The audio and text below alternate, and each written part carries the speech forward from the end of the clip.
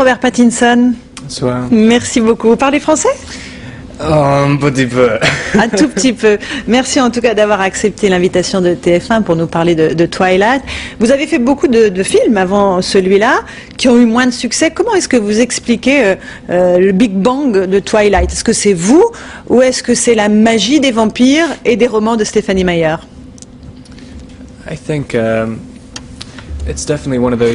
Je pense que c'était un petit peu tout ça mélangé. Évidemment, tout le monde aimait beaucoup les livres avant la sortie des films, donc il y avait le succès des livres. Mais je suppose que ma présence idéalise un petit peu les personnages que les gens s'attendent à voir, en tout cas que les filles aimeraient bien avoir comme petite amie, d'où cette espèce d'engouement. Cela étant, pour les films eux-mêmes, je dois dire qu'il n'y a pas tellement de films qui visent directement les filles. Il y a des grands blockbusters qui marchent, mais ça marche pour tout le monde, et qui cherchent tous les publics. Est-ce que vous avez conscience du côté quand même très sensuel, pratiquement sexuel de cette histoire? Oui, non, j'en suis bien conscient.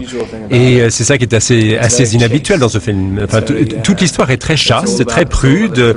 C'est d'ailleurs le sujet du film. Enfin, moi, je crois que c'est probablement la partie la plus sympathique dans une relation, c'est qu'avant que les problèmes se posent, on est tout très très gentil, très chaste. Et c'est ça qui est assez sympathique aussi, de tout l'aspect séduction qui attire beaucoup les gens.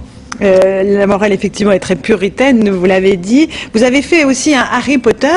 La différence entre Harry Potter et Twilight, c'est justement cette dimension-là dont on vient de parler. On peut dire ça. Bon, je sais pas, c'est vraiment effectivement. Harry Potter, il n'y avait pas beaucoup de sexualité. C'était peut-être trop prude à la limite. Et peut-être que c'est la différence entre les deux. Enfin, je crois que par ailleurs, ce qui plaît dans ce film-ci, c'est qu'il y a peu de personnages, donc on se fixe sur eux. C'est un vrai parcours émotionnel, alors que dans Harry Potter, c'est toute une grande épopée avec des tas de personnages et dans un monde très différent. Et donc l'ambiance est très différente avec Twilight. Il y a en fait relativement peu de fantasmatique. Alors Twilight, ça va faire 4 films au total, 3 ont déjà été tournés.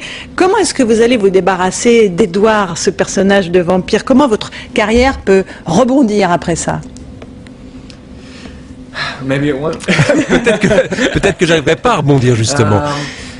Non, cela étant, je crois que dans la mesure où les films sont sortis très rapidement, c'est une espèce de supernova, toute cette série qui est sortie à une vitesse littéralement astronomique.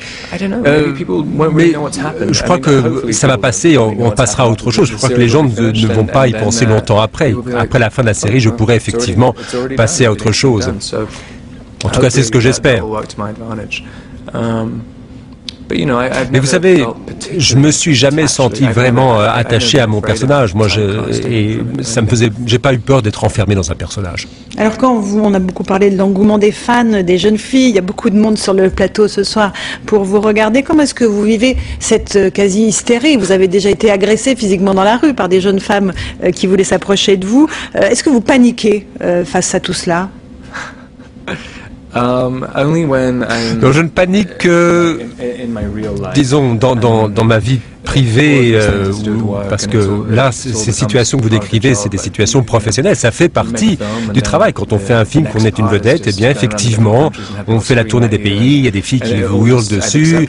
Et moi, j'accepte ça. Ça fait partie des risques du métier. Par contre, quand ça rentre dans ma vie privée, là, ça commence quelquefois à m'inquiéter un petit peu, parce que là, il n'y a plus de sécurité pour me protéger. Et là, si je vois une foule de filles devant ma porte, là, ça peut être un peu inquiétant.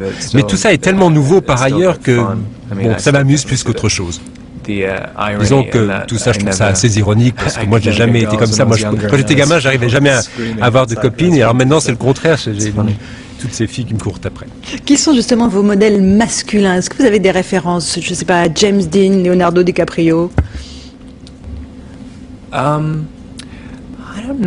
Écoutez, je sais pas vraiment.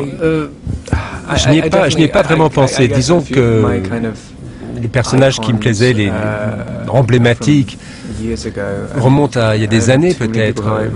Il y en a très peu maintenant, en tout cas de l'époque contemporaine, qui m'attirent, en tout cas qui me serviraient de modèle. Surtout parce que c'est très difficile de toute façon pour un acteur de s'identifier à un personnage et de garder son mystère. Parce que maintenant tout est sur Internet, on n'a plus de mystère. Et alors comment pouvoir être à la hauteur d'un personnage quasiment emblématique? C'est presque impossible. Donc, non, mais j'aime bien Marlon Brando, bien sûr. James Dean? Oui, bien sûr. Un dernier mot, vous aimez la musique, les cigarettes, la bière, des choses tout à fait normales.